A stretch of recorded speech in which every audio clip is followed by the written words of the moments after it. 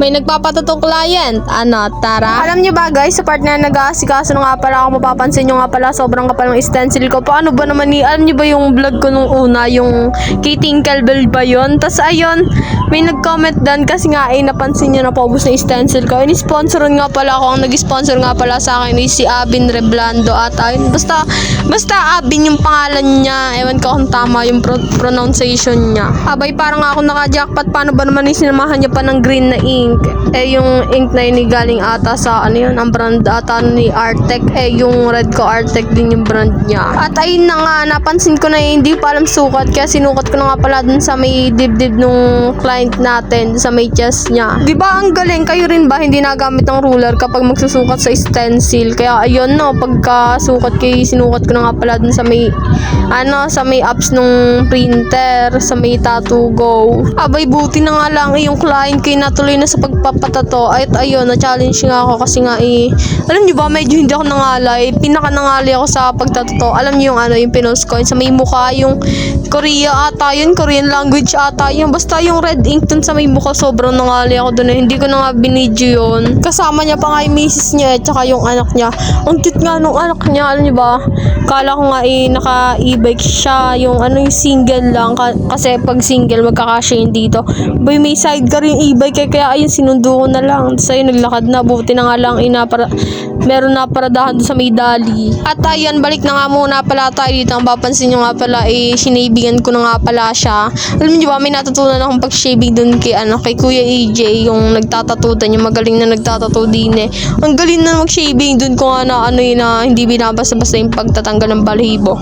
Kaya yan, pagtapos na, nagbigay na nga pala ako ng transfer gel, tsaka nilagay yung design ng client natin. Kaya ang ginamit ko nga pala dyan yung karayom na pang lining, yung 7RL. Panis kayo, nag-iba na yung kulay nung nung karayom. Paano ba naman nung nakaraan, di ko na nakakwento yan kasi nga minsan na makapag-vlog. Ayan, nung may patay din si Kuya Time yung binigyan ako ng karayom, 2 ganyang karayom. Abay, sobrang mahal pala lang kung karayom na yan pero sulit na rin. Binili ko kasi 20 pieces. Ang ganda, hindi siya maalog. Kaya nung naubusan talaga sabi ko pasendong link para nga ma-order ko. Ayun, na-order ko.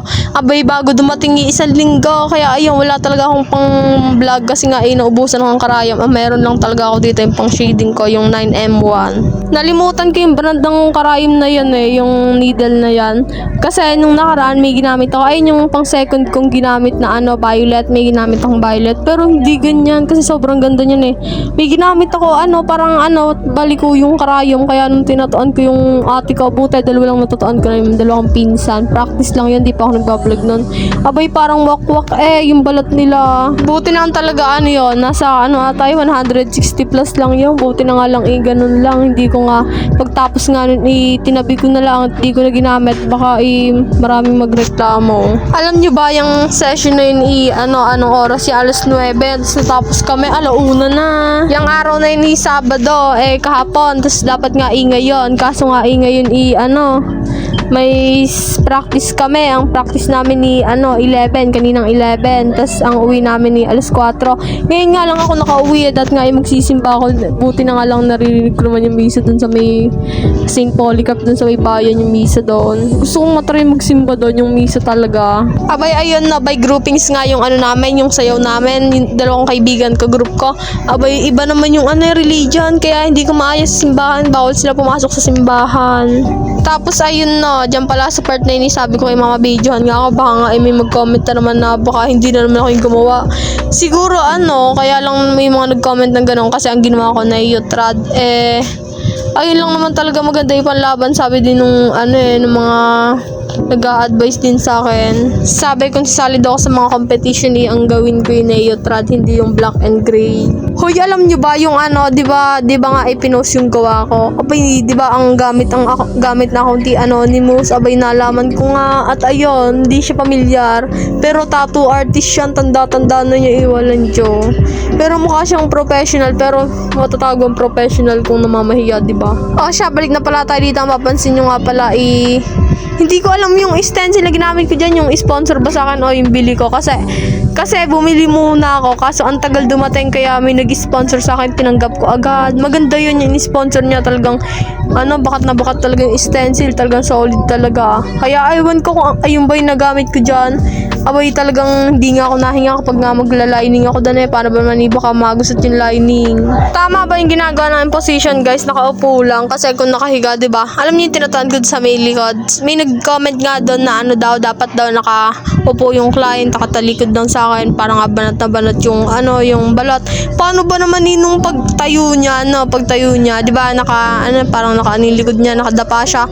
Pagtayo niya, nung pag straight body niya, parang sakit na napipil ko nga kung iisipin ko. Okay din naman yung namin dyan, yung pwesto, pero nakakangali pa rin sa kamay. Kasi kung ilalabas yung tattoo bed, talagang ang bigat-bigat na walang magbubuhat na, nakakahiya naman ipabuhat. Kaya gusto ko na talaga magka-shop kaso tagal pa, mga nasa ilang taon pa makalipas. Mga 2 years from now pa, panigurado. Tapos dyan pala sa part na yun, kung di nyo tatanungin, ang ginamit ko nga palang pang shading na needle dyan ni 9M1. Ay naman lagi ginagamit ko 9M1 May nga sa akin, nag-recommend maganda daw gamitin yung RL na ayun nga, bang tawag ng round liner ba yun?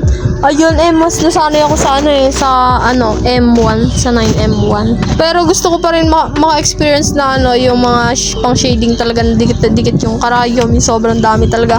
Alam niyo ba, yung una kong nakakolab, sinundan niya ako ng yung ginagamit niya, yung karayom niya parang suyod, alam niyo yung magic suyod. Grabe, nakakatakot gamitin yun Tapos ayun nga, di ba nga may tinuro sa akin si kuya na yung, alam niyo yung parang may butas dun sa may needle, dapat ayun, laging nasa parang nakatapat dun sa basta nakatapat, bawal nasa basta di ko magets. Ayun nga nung nag-shading na nga ako, parang kahit nakaganyan yung pwesto ng kamay ko, yung machine tsaka yung needle, abay parang nasabit sa balat, talagang napapalo talaga ako pag nasabit yung balat. Rate ba kayo doon? Talagang napapangibit nang talaga ako doon, talaga nag-iingat ako imbis na ang saya-saya mag-pointillism. Alam niyo ba dun sa may sa may gitna, sa may cruise, gumamit nga pala ako ng pointillism dyan, papansin nyo nga pala, sobrang nag-enjoy talaga ako pag pointillism yung ginagawa ko Tapos ay mapapansin nyo nga pala kanina, di ba, yung mga lining niya parang ang nipes. Nung gumamit nga pala ako ng 9M1, kinapalan ko na nga pala yung iba niyang lining, parang ayun, maganda sa pag-shading.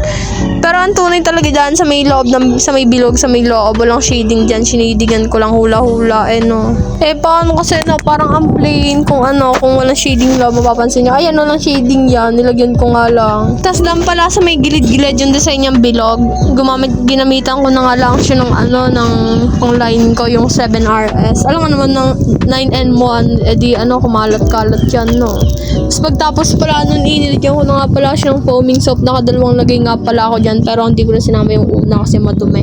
Pero masatisfying kung madumi titingnan mo, sabay biglang lilinis Kaya pagtapos pinalipas ko muna ng ilang minuto at saka nga pala siya nilagyan ng glide. Syempre bago yun pinicturean ko muna siya ng with glide tsaka without glide, nakapost siya. So ayun na po yung final looks niya guys, bye bye.